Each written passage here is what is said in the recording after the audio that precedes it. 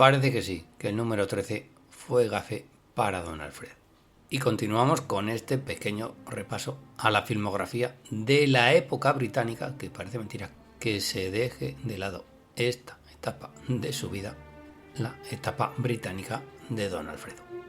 En cuanto a El Jardín de la Alegría, dirigida por Hitchcock en el año 25, es una comedia, no es ningún thriller de intriga ni de misterio, algo que sí es ya su segunda película. El enemigo de las rubias del año 1926, con un personaje inspirado en la figura nada menos que de Jack el Destripador. Es la primera película de suspense en la filmografía de Alfred Hitchcock, que realiza en ella el primero de sus cameos, y en la que se atisban ya algunos de los elementos que harán posteriormente de su director precisamente el mago del suspense. En su etapa inglesa, Alfred Hitchcock dirige casi una treintena de películas, entre mudas y sonoras, destacando títulos como la citada El enemigo de las rubias, Chantaje del año 29, El hombre que sabía demasiado del año 34, de la cual después haría una nueva versión en Hollywood, 39 escalones, grandísima película del año 35, Sabotaje del año 36, Inocencia y Juventud de un año después, o Alarma en el Expreso, año 1938. Su última película de este periodo, antes de irse a Hollywood, es La Posada de Jamaica, año 1939, porque ya en el año 40 dirigirá su primera película americana. Como siempre decimos, en estos casos no nos adelantemos a los acontecimientos, porque por de pronto nos vamos a la letra J.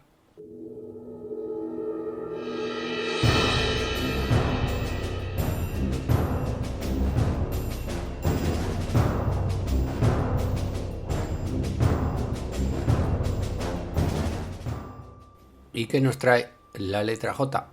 Pues la J nos trae juicios.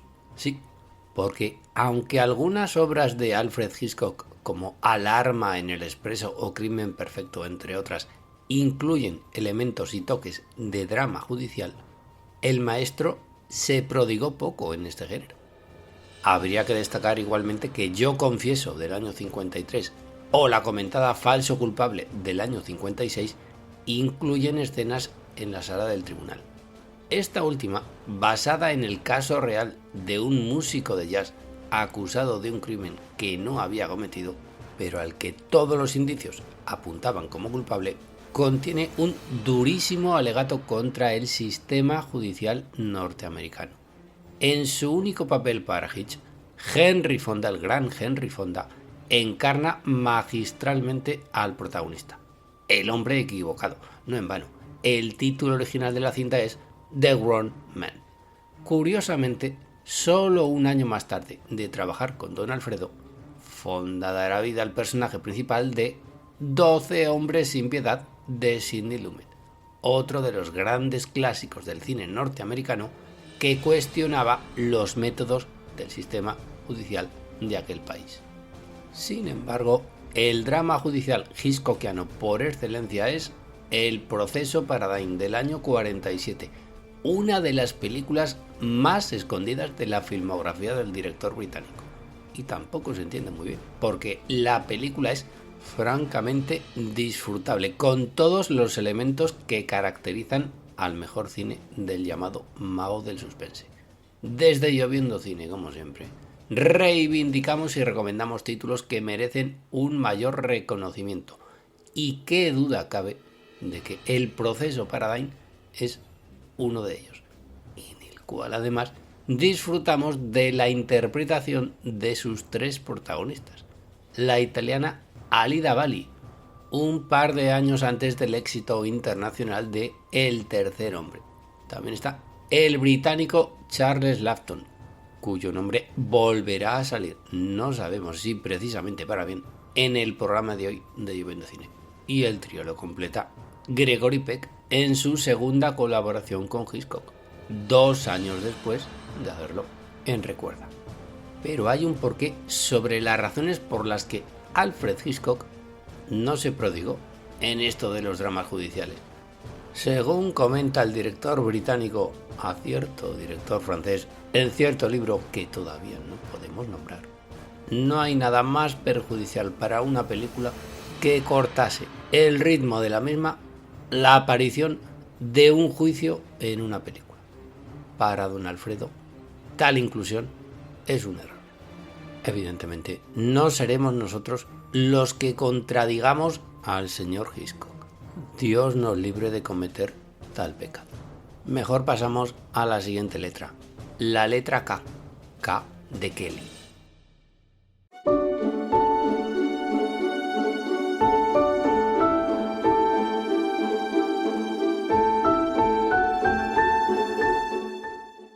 La K de Kelly.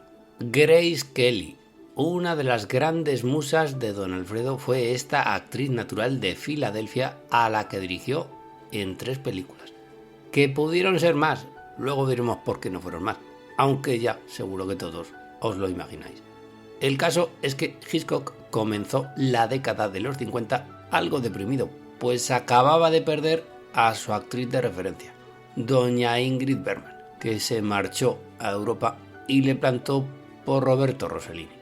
Alfred Hitchcock dejó dicho que el problema de Ingrid Bergman era que solo quería hacer obras maestras, pero a pesar de este pequeño reproche a modo de despecho, parece ser que director y actriz conservaron la amistad hasta el final de sus días.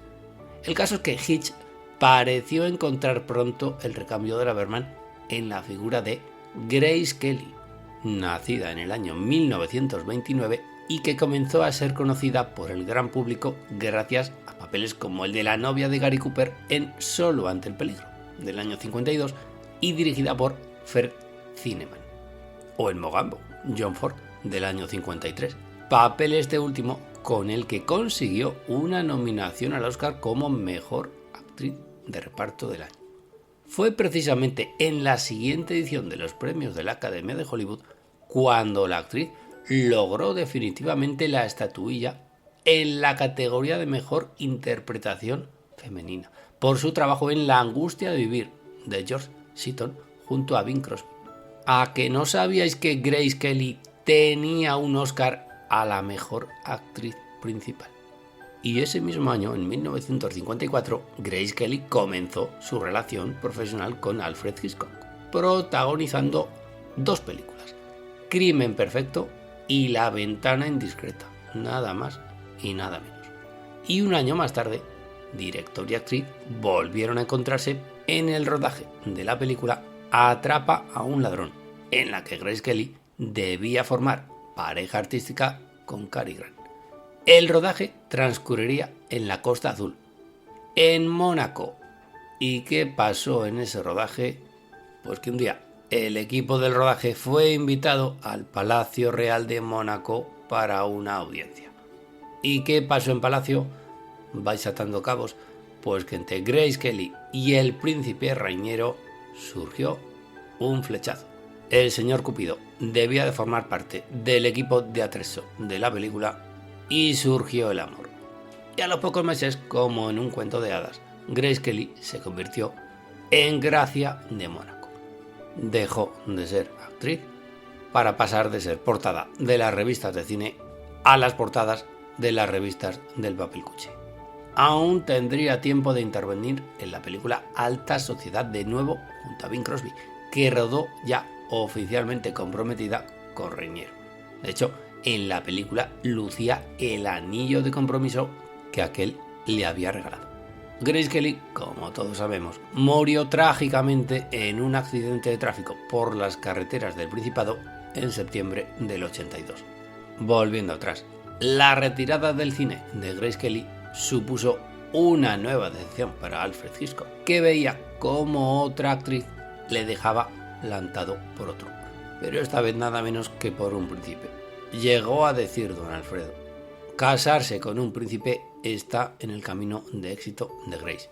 Lo ha hecho con la facilidad de un trapecista, pero no sé si la plataforma donde debe aterrizar será demasiado estrecha. Vamos, que muy bien no le sentó a don Alfred, y algo resentido se le veía. No obstante, Hitchcock encontró pronto sustituta de Grace en la figura de otra K, Kim Novak. Pero por favor, que alguien se imagine por un momento, con toda la carga de morbo que ello supone, cómo hubiera sido ver a Grace Kelly interpretar a la Madeleine de Vértigo. No, es que nos lo estamos imaginando. Y por mucha Grace Kelly que estuviera de por medio, nuestra Madeleine no puede tener sucedáneo ninguno. Letra L. L de literatura y de libros.